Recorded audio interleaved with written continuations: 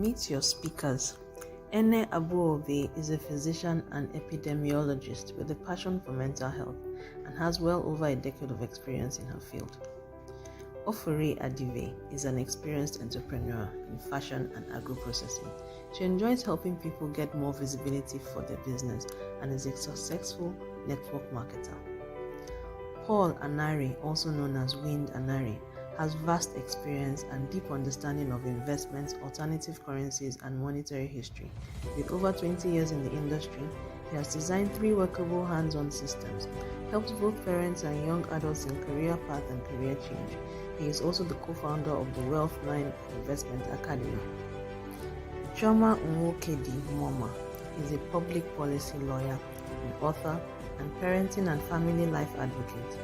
A mother of 4 who is also passionate about women fulfilling their God-given potential, maximizing their roles as mothers and nation builders, among others. She is the founder of Learn, Let's Encourage a Reading Nation, and a member of the Chartered Institute of Arbitrators. You can catch her on her blog at Chioma Moma and www.chioma.net. Adebola Adefila has been an entrepreneur for over 19 years, with 13 years spent in manufacturing. She is the COO of Banyan Rolls Nigeria, a brand visible across the country and in some West African countries. Live classes, coaching sessions, and masterclasses. Adebola Adefila is also an author and founder of the Iredire ready-to-wear brand.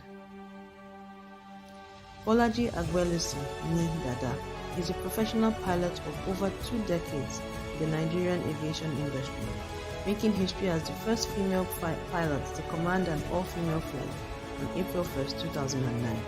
She is also a training professional and the pioneer director of Caverton Aviation Training Organization.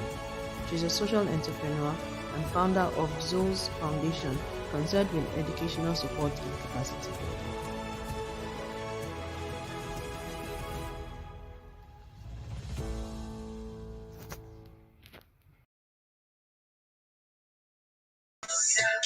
Okay, good afternoon once more, everyone. My name is Maribeth Chima. I am the convener of the Parenting Film Mentorship Academy, and I am your host for the Baby Steps to Purpose Conference. We do this every year just to give back to the community, give back to the larger society. There is so much that needs to be done in parenting. I said to someone just yesterday, if you think that we turned out well, or if you think that we're doing so well in the family unit, then go out to the society. The society is a reflection of what it is that we do in the family, or what it is, or how well our families are doing. So if we have all this kidnapping and killings and tribal issues and religious issues and all of that, it's an indication that something happened to our value systems, and values are taught first in the family. So welcome once more. Before I came up, there was a flyer, a campaign that we're doing. We call it the Children's Day campaign. So I wrote Bedtime Stories for Champions last year. It is an amazing resource. It has over 20 stories, inspiring stories, right, that you can read with your children to help them inspire to be more, to help them think of themselves as problem solvers and people who can do more. That publication has done remarkably well. But I realized it was not getting into the hands of every group of children. And then I thought to myself, these children from low-income families and children in the orphanage, I need them to have those stories. I need them to have something in their hands that tells them you can be anything, you can do anything, and it starts right now. So for Children's Day 2021, we want to take 300 copies of bedtime stories to low-income schools and to orphanages around the FCT. Now, it's Children's Day, and we want the children to feel a bit special too. We want them to feel special on that day. So we want to add some goodies to this when we go to those schools. And this is the reason we're asking for your support. If you feel compelled, if this resonates with you, and you want to support us in any way to take this campaign, Baby Steps to Purpose, to take it to children who cannot be here, whose parents cannot be here. But we have a book, we have a story we have a book that can help them, tell this story, or can help them, see these things that we're talking about. That's Bedtime Stories for Champions. So we have 300 copies of these that were taken out from the 26th. So if you want to support us, there'll be a link at the end of this video. Just click on the link and make your contribution. 500, 1,000, whatever you have is just fine. So welcome again. This session, we're going to be having an amazing guest speaker, a speaker that has done a lot of firsts. She has a lot of first this, first that, first this, first that. And apart from that, when I was looking through her profile, I could see that this is one woman that wore a lot of feather on her hat. And then she's a professional pilot, like she is a pilot. So I'm wondering, how do you do this? It's not even very easy to be a parent alone. Now you're a parent, you're a professional, you're a parent, you're a professional, you have businesses that you run, you have places that you head. How do you do this? Okay, so I'm going to bring my guest on screen in the next minute, and she will be talking to us about daring to pursue your dream, daring to chase your dream. Some of us will have children who will wake up one day and bring, the weirdest or the most dangerous or the most, what we perceive as weird or dangerous and not likely kind of field of ventures that they want to undertake, and it may not resonate well with us. What do we do in this situation? All right, I'm bringing my guest right on screen. Please make some noise. Let's hear you in the comments. Please post your comments. Say something in the comments. Let us know you are here. Let StreamYard get access by giving approval so that we can see when you make your comments. All right. Good afternoon, ma'am. Good afternoon, Captain Bolaji. It's so good to have you here. Sorry, we're starting a bit late. Welcome, ma'am. My pleasure. All right. We know how busy. We know we can only we can imagine how busy you are, and then even so it's a Sunday, the time that everybody wants to rest, and here you are to come and share knowledge with us, to come and give us insights, just like that. Thank you so much. We do not take this for granted. Are you there? Network is dragging a bit. I'm honored to be here, and it's always a pleasure to share my story. All right then. So Can you read me? Yeah, it's dragging a bit, so it comes to me a few seconds after you have spoken. It's okay. Yes, I read you, ma'am. All right.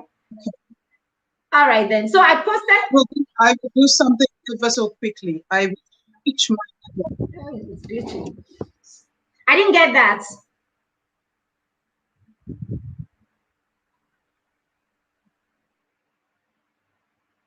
I didn't get the last thing you said.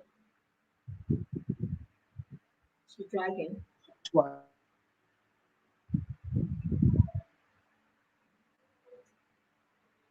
Okay, the network is dragging. I don't know whether it's your end or my end. She's frozen.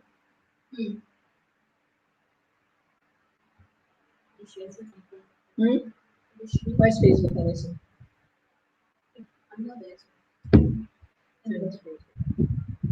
Hello, ma'am. Can you hear me?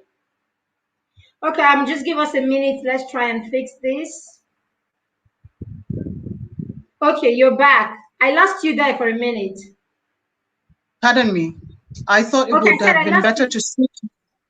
Okay. I tried to switch my network there at some point to see if you would get a better reception. Do you have a better reception now? Yes, I do. Yes, I do. It's better. All right. It's a pleasure to be here.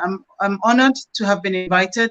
I'm always delighted to share my story and hope that parents as well as children learn from it. Yeah. Not only note the successes, but also learn from the mistakes and hopefully create a better story for themselves. Wow. Thank you so much, ma'am. So I had a post earlier. While I was preparing for this, and I looked again at my topic. Yes. While I was preparing for this, and I looked at my topic, taking a bold step towards a dream, I said to myself, I shouldn't really start with myself. I should start with my parents who raised the champion. And so today I'm going to be sharing by storytelling. I'm not going to say, oh, 7 steps to become a successful pilot or 3 steps to become a successful parent. No, I will use the storytelling model to bring out lessons from my experience. Like I said to you, I'd like to use half of my session for the story and then the other half for questions, because in answering the questions, you tend to pass on more information than you had planned to do. So, parenting through mentorship. And my topic is taking a bold step towards a dream. So, there was a little girl who, at the age of 7, became so exposed to aerodynamics. With uncles in the Nigerian Air Force, flying fighter jets and transport carriers, she had access to flight lines, airports, and the aircraft that a fantasy built, or what was thought to be a fantasy at the time. Initially, she thought that every aircraft that goes into the air, going into the cloud, meant that they would get to see God. And that was where the fantasy really started. Over the years, she learned that nobody saw God, but the dream was already there. The fantasy had become a dream, had become a passion, and she pursued nothing else than that. Now, with the help of her parents, she became a pilot, got married, had children, and today she sits before you telling a story. See, parenting is like gatekeeping. As a parent, you are a gatekeeper. You control the space of your child. You control what comes in and what goes out. Because you have to keep that space tidy. You have to keep it sane. You have to keep it righteous so that the ills are thrown out and the virtues are brought in and retained. What you expose that child to determines what that child imbibes and begins to churn in their hearts and eventually manifest.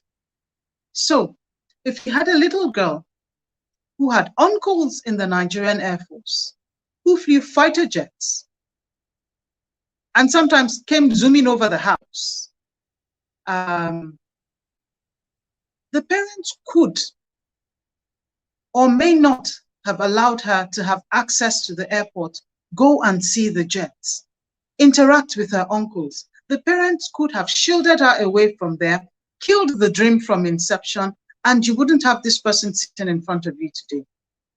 But no, they didn't do that. My dad would take you to the Nigerian Air Force Day. You would see how the jets work. You would go near, you would touch, you would feel. My uncles would tell the stories, and you would go into the aircraft and see how it worked. That further fueled the dream. If they did not encourage that, they had the tendency to have killed that dream at a much early stage in life. So, are you watching over your children? Are you monitoring what they are exposed to? Are you nurturing their dreams and their passions? Have you noticed a child with certain tendencies? Are you killing that tendency or are you nurturing it? Have you identified your child's strengths and your child's weaknesses? Have you identified your child's intelligence model? There are different types of intelligences. There are about 9 that are major. kinesthetic intelligence, literary intelligence, logical intelligence, scientific intelligence, botanical intelligence. What intelligence does your child have? I have kinesthetic intelligence, and I have spatial intelligence, and that makes me a good pilot. I learn by practice. I learn by doing. I do not learn by reading. I can read, but I learn better when I can practice what I am learning. I learn better when there is an activity involved in that learning. It hones the skill for me and the knowledge because I have kinesthetic intelligence. I also have spatial intelligence. With my eyes closed, I can find my way to places. Without seeing, with my imagination, I can draw a road map and follow a map. That's just putting it lightly. But you see, I have spatial intelligence. What does your child have? You need to discover those things. You really need to discover those things. Now, my parents encouraged me. At that time, there were no computers. You could not Google anything. And when I got into secondary school and then had to choose subjects in line with what I wanted to do or what I wanted to become, my father sat me down. Notice I am saying father, father. He helped me choose my subjects. He asked again, what do you want to be? And I said, I want to be a pilot. He said, okay. Very weird for fathers of those days. But he is a geologist. He's still alive. He's a mineral and energy consultant still. He's a geologist, my mother an accountant. They were educated, they were professionals in their own field. And though this field that I had chosen was queer, there were not many women. I didn't even know the women in Nigeria who were into this field. But my father kept saying, it is possible. It is possible. There is nothing that is impossible. And he helped me choose my subject. Of course, then we thought I had to do the sciences. So I went into the science technical line.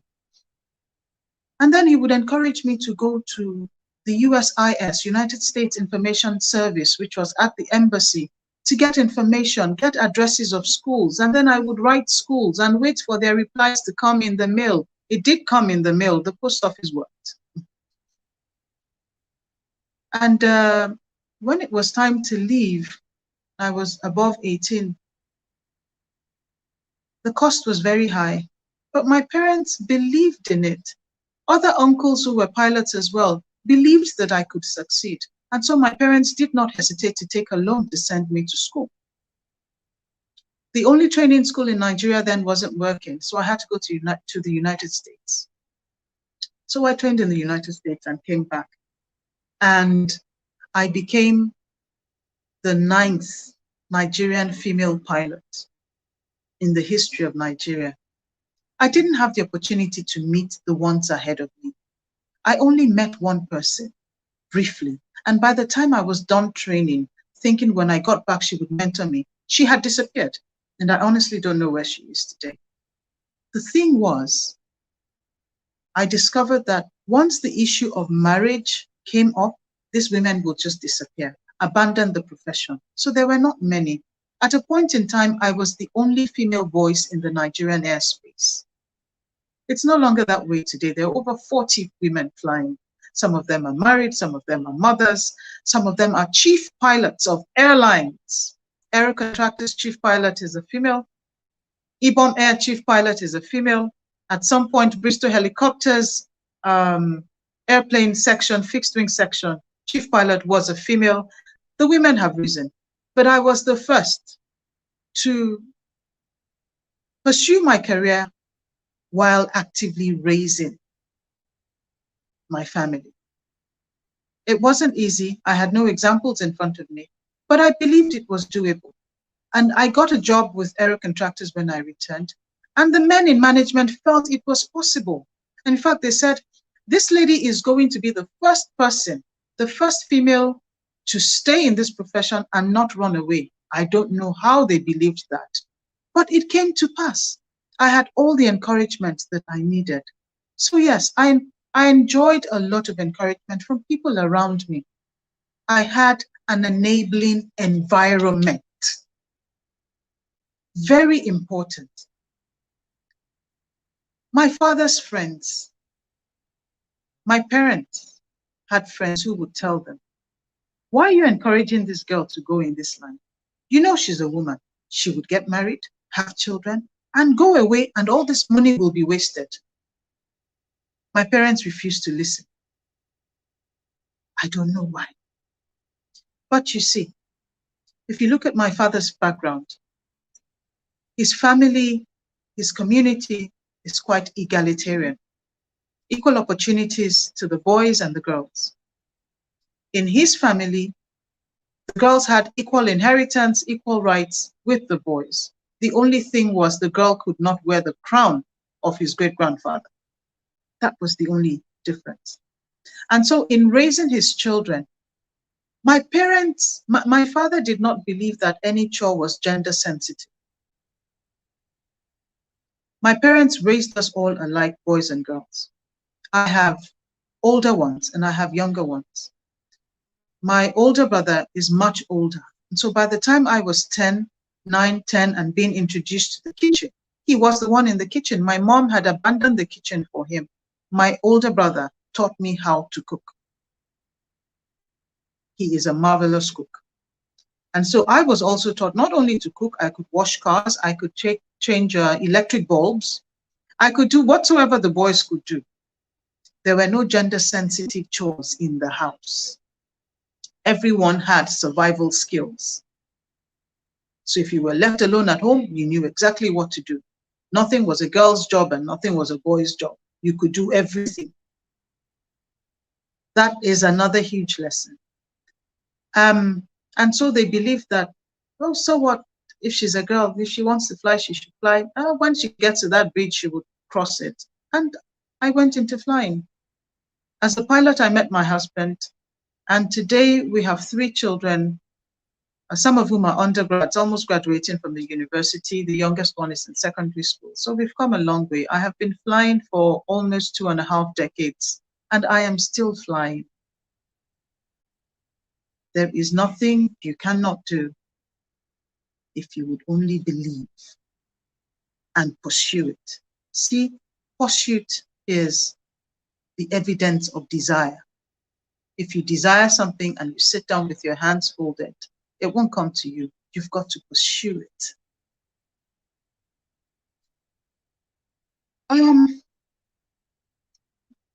In the course of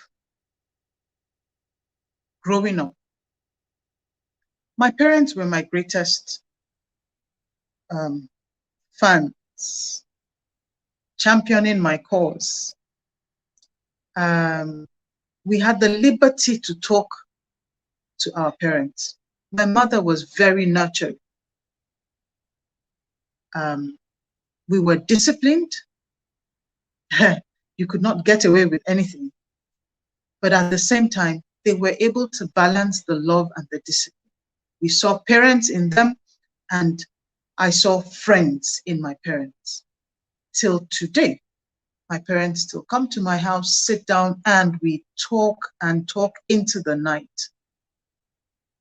And the same thing goes on between my children and my parents, because it's their style of parenting, and it is their style of parenting that produced a confident child who has achieved so much and is still achieving.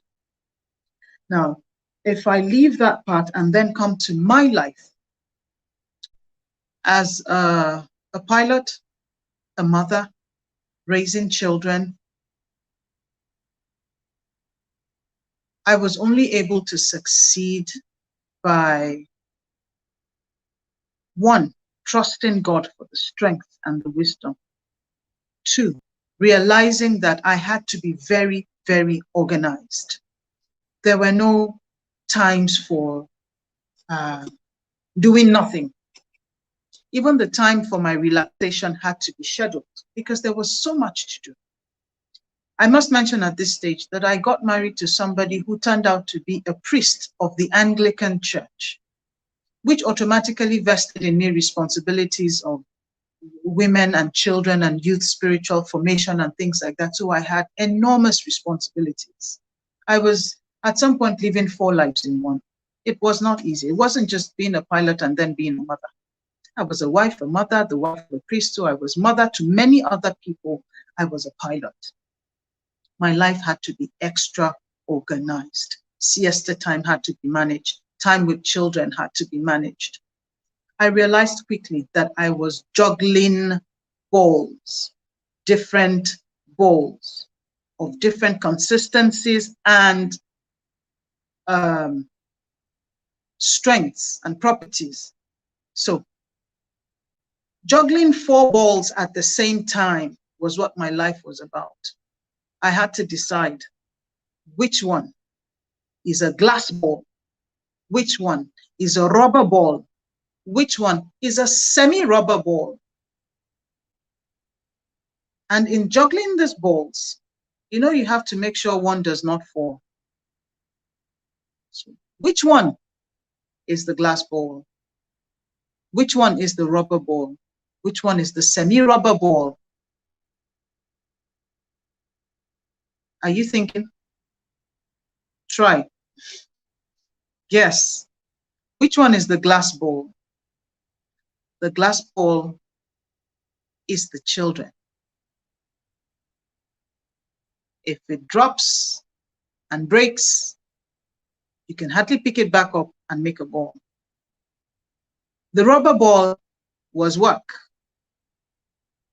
If you drop it, it will bounce back. You'll hold it again, no matter how old you are. Semi-rubber balls were other things like vocations, ministry work, your social missions. Sometimes even your marriage is a semi-rubber ball. You can place it down. If it doesn't bounce back, you will build it back.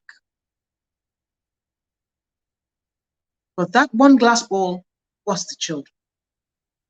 And so there were times when I let the rubber ball drop and stay down there until I was ready to pick it back up. And there were a few occasions.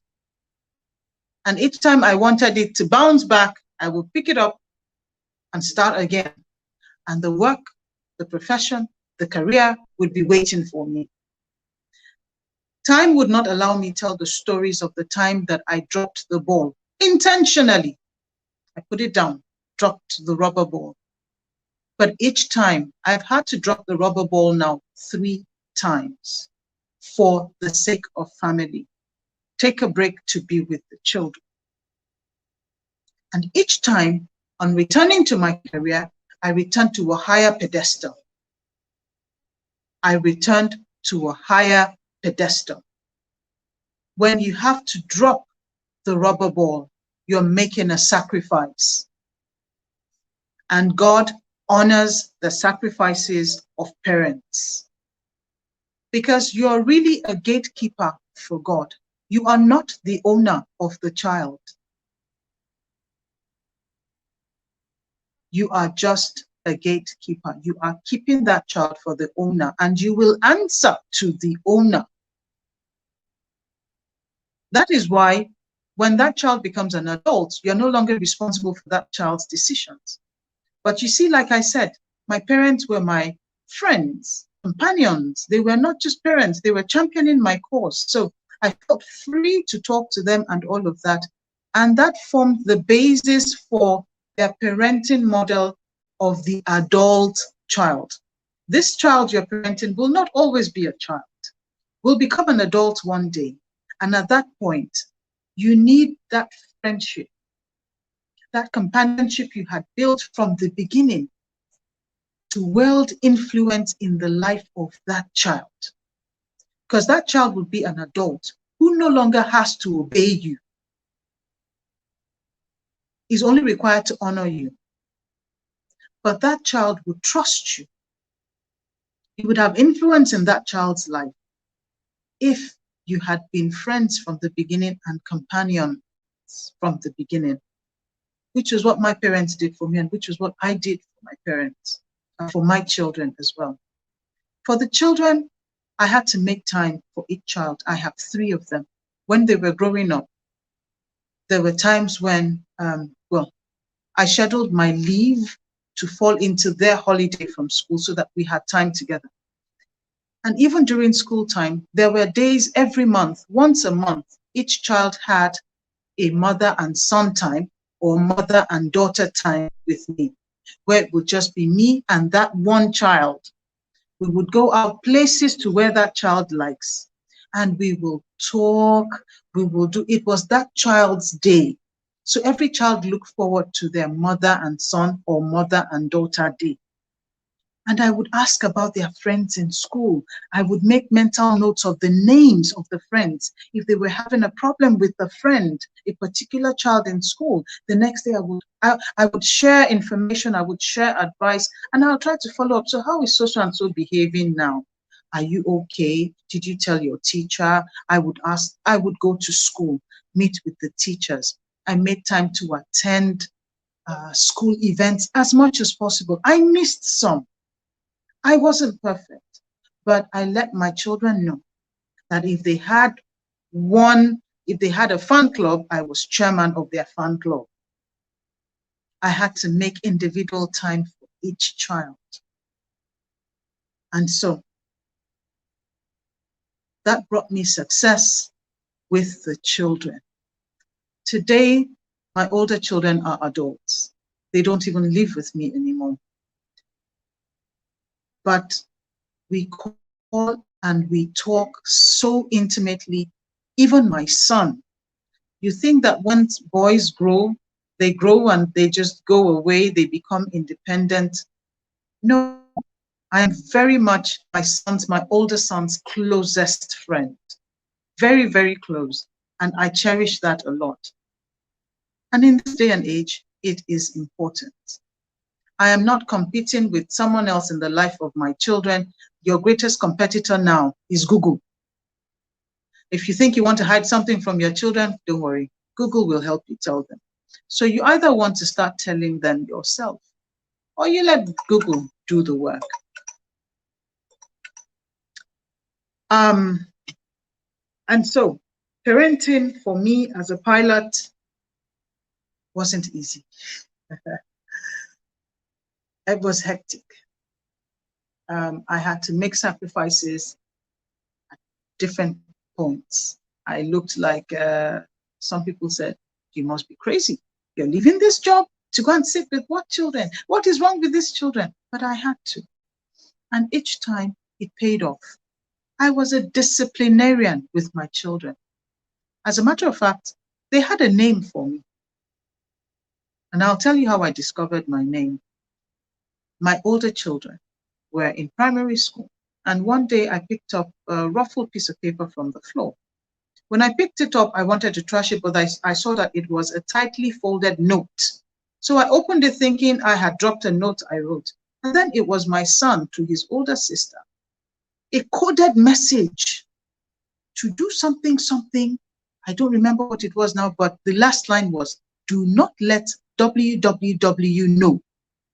Now, I knew automatically I was the www because I wasn't supposed to, it was against the rules. What he said should be brought, maybe smuggled into the car or to go to school or something.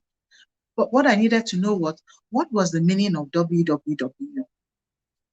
I let it slide, took about 2 weeks, and then I just joked about www, somebody calling them. I said, what does it even mean? Oh, they were very happy to tell me. It meant Wicked Witch of the West.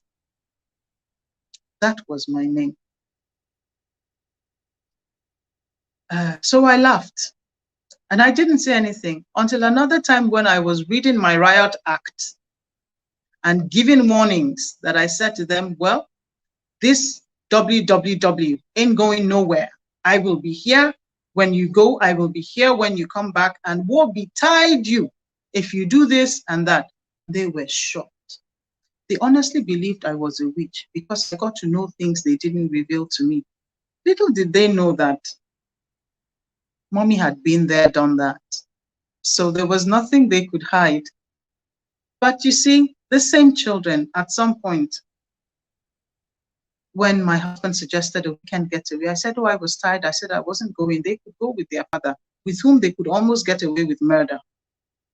And my children, their faces fell. They said, why aren't you coming? Why would you stay home alone? He said, I need to rest. It will be a good time for you people to go have fun with your dad. You know, he'll buy you anything, whatever you touch, you get. They said, no, it's not like that. You have to be there. I said, you mean you want the Wicked Witch of the West with you on this trip? They said, it's not like that. You see, you are the only one who has time for us. If you don't come, it will not be the same. Daddy will just be on his iPad and on his laptop. If we say we want this, he'll give it to us, but nobody will notice what we do. You're the only one who notices us. You're the only one who is particular about what we do. And we know that you're strict because you want us to turn out right, but you're the only one that can be there and will make sense. That if you're not going, we're not going. At this point, they were between 11, 12, 13 to 14. So from being Wicked Witch of the West, I became the best parent who understood. But that was because, obviously, I was able to balance love and discipline. Tough love a lot of the times. That's my story. I'm sure I would be able to tell you more with the questions. With this story, I think I have answered some of the questions listed. Did I venture into aviation on my own? Well, I already told you where it all started from. I grew up in the north, in Kaduna, where you have the Air Force Base. Same place where we just had the crash. There were lots of Air Force activities there. I had uncles in the Nigerian Air Force. So I was introduced to aerodynamics at a young age, and the interest spurred from there. I had been saying I want to become a pilot since I was age 7. So for me, I am living a dream. What is the dream of your child? Ask your children, what would they like to become when they grow up? Or what problem would they like to solve in the world when they grow up? A child is never too young to know what they want. Just begin to monitor them. Yes, they change their minds a lot. But the most important thing is the child is dreaming. If the child keeps telling you, I don't know, pay attention to that child. There is something wrong with that child's imagination or decision-making skills. Begin to pay attention to the child who says, I don't know. That is not a good sign. Watch that child. Engage that child.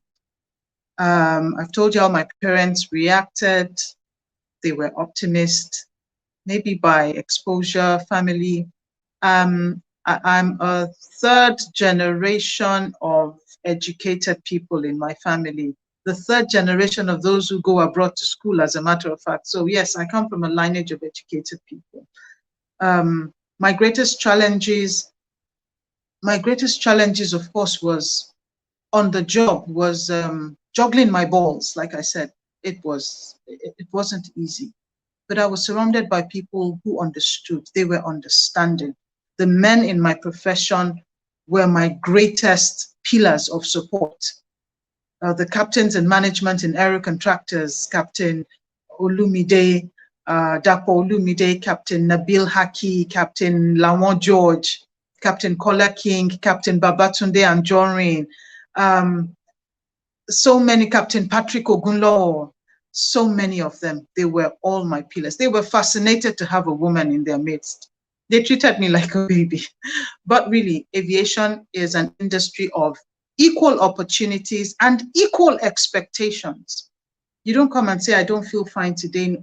No way. You're either fit or you're not fit. There are no genders. Once you don on that uniform, in fact, you're a sir. You'll be addressed as sir. Extra efforts that I had to make, well, I had to sit up. I had to make sure I was successful. Remember that there were people who told my parents they were wasting their money. I had to prove to the world that a woman could do this. And when I started working, I had to show that a woman could keep up with the pace. Very challenging. And with each childbirth, you had to decide whether you could go back or not. But I had 3 on the job, so you can do it too.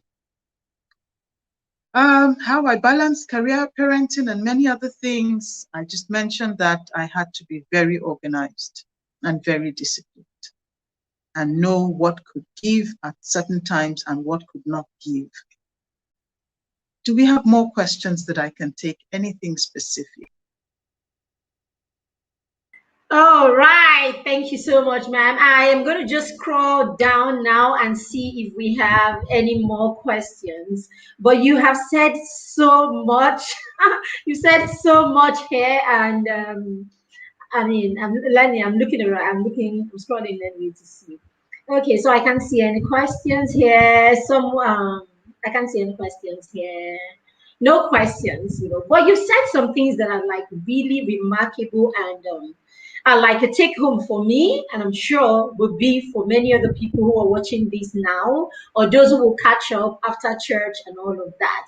I mean, even for me, I'm just looking. I mean, when you were talking about the glass ball, the rubber ball, and the semi-rubber ball, I think at the end of this class, I'm just going to sit down and do a deep reflection on this, because as women we tend to carry we have too much on our plates at different times, and what we don't do is we don't try to name the things and then prioritize them just as you have done.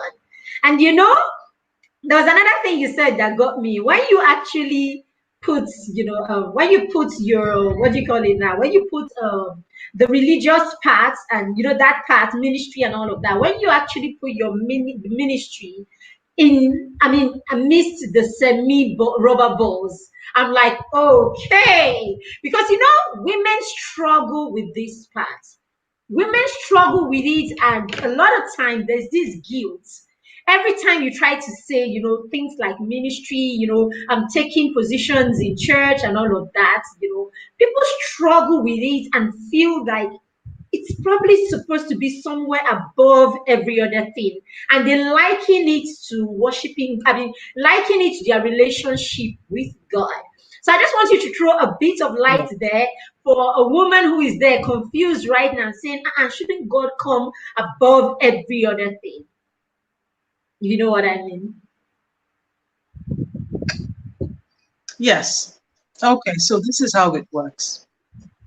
As a married woman with children, not every woman is married, not every woman has children. So as a mother, your first ministry, the most important thing is, well, as a Christian, the most important thing to me is my Creator, is God, to whom I will give account and give report. Now, as a married mother, a married woman with children, the children are the first ministry. The children are the first ministry. It's the first responsibility God has given to you before you step outside and begin to take responsibility in other circles. If you fail in your primary circle, you can't definitely succeed. What would be the use of your success in the secondary circle? If your home is in disarray, how do you stand as an example to people outside? Absolutely. If your children are wayward and untoward and upside down, what do you want to say to other mothers? How do you want to talk to them? How do you want to say this, what is wrong and what is right, to other children outside? They would point to your own children first. And so they come first. And where meeting their needs clashes with church work and things, they get priority. Because I am not the only mother in church. Church has alternatives. My children have no alternative. They can at best get a stepmother. They can't get another mother. But the church can get another first lady another pastor's wife, another this, another that. Mine takes priority. And you see, these things are time framed when the children leave home. And it's all you and your church. Oh, wow. Well, go to Jerusalem with the church. But you're done with the primary assignment. So in that time frame that you have the children, they become a primary assignment, primary ministry to whom you give priority. If they break, if that ball breaks, well, I don't know of people whose balls have broken that particular ball who were able to pick it back together without lifetime sores and scars. Yeah. So for me, it was a glass ball. That was my glass ball. Wow. Wow. Amazing. Amazing. Someone just said in the comments, wow, as a minister's daughter, I wish my parents knew this. Because, I mean, you're just saying this, but this is really deep and this is very remarkable. And I think, and I know for many people, this will settle a lot of questions for them. In fact, I know this will settle a lot of questions for them because sometimes it's the guilt. It's really the guilt. And then the part of the profession. You know, before you came on, we had a medical doctor who was our last guest, and she was talking about why children become rebellious. And she was not talking in the capacity of a medical doctor. She was talking as someone who was rebellious as a child. She actually took us through a storytelling session like you did, and it was really, as in, it touched the core, you know, of my parenting. Because she sat there and gradually took us through how it started, the negligence, and how her parents didn't know any better. You know, no, she doesn't have anything against her parents. Her parents didn't know any better. She understands that now. But it led to a lot of things in her life. She had to dabble into alcohol and dabble into other things just because she needed to fill the vacuum that wasn't filled at home. And she wanted validation from outside because for once she thought she had people who were ready to listen to her since she wasn't getting that from home. So when you were talking about you had to drop the ball, the plastic ball at many points just to take care of the glass block, I mean, remarkable. Yes, we had to ask her, so how did you bounce back? What did you do? It took years. It took her going through school, you know, making some mistakes here and there, repeating at some, I mean, it took a lot from her. So we concluded in that session, let's not nurture children that will have to use valuable time to fix themselves. Some may not even get the opportunity to fix themselves at all. Then the ones that will fix themselves, that's time they could use to impact the world. That's time they could use to nurture another human being. That's time they could use to do so much that they can answer to God, you know, in the future. And then we're just going to, and then what if they don't even get fixed and the circle continues with another generation? So it's a lot you have said here, ma'am. We are so thankful that you have come here to share this. As in, the value is too much. I'm going to put this. I'm going to pin this video. I'm going to pin this session so that as many people as possible, I mean, you know, will get to watch this because every mother should actually watch this. Every mother. In fact, so in my sessions when I want to have one-on-one with parents, I would have them go through this video before we can sit and talk because there's so much going on here, ma'am. So thank you so much, Dr. Bolaji. Thank you so much. This has been a very, very Captain. Sorry.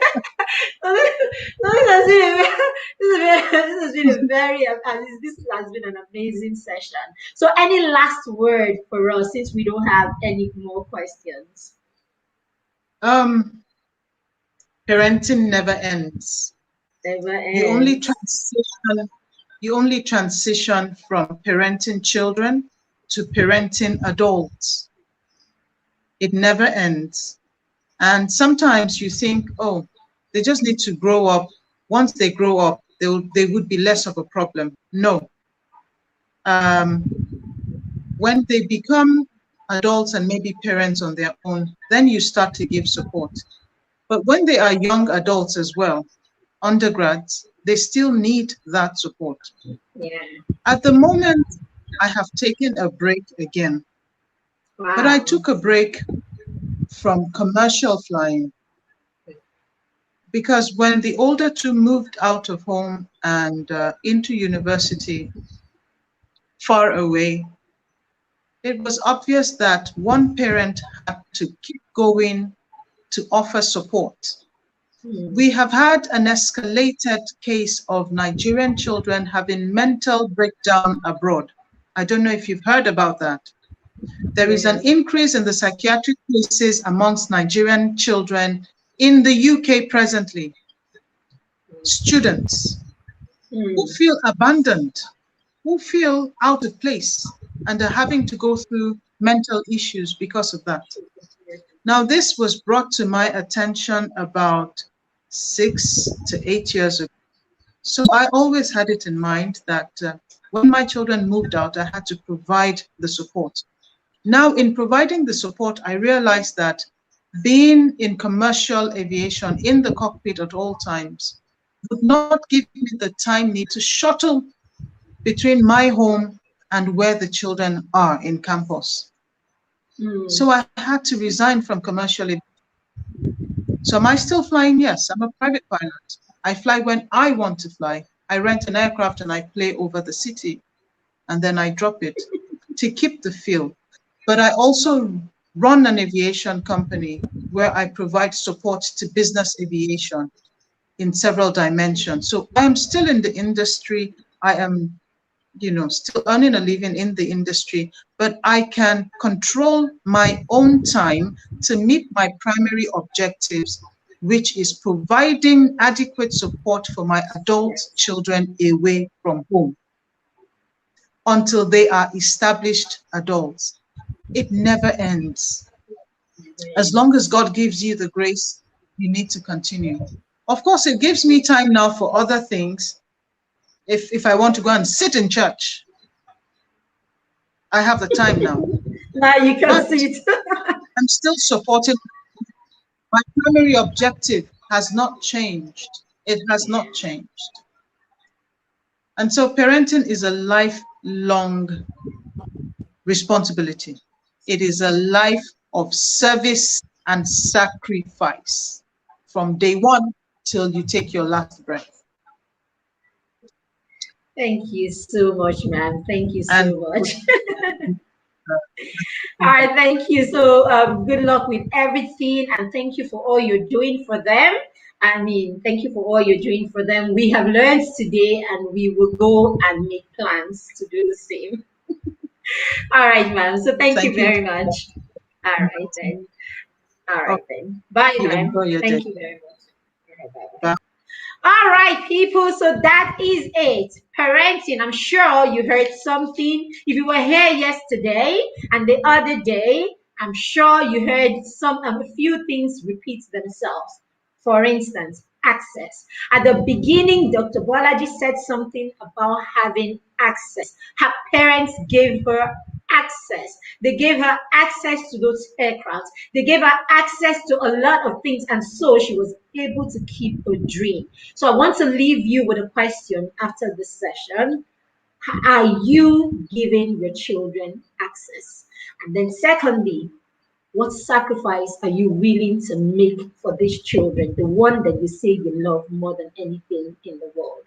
All right, people. Chioma Mama is ready for our next session, and we will go right there.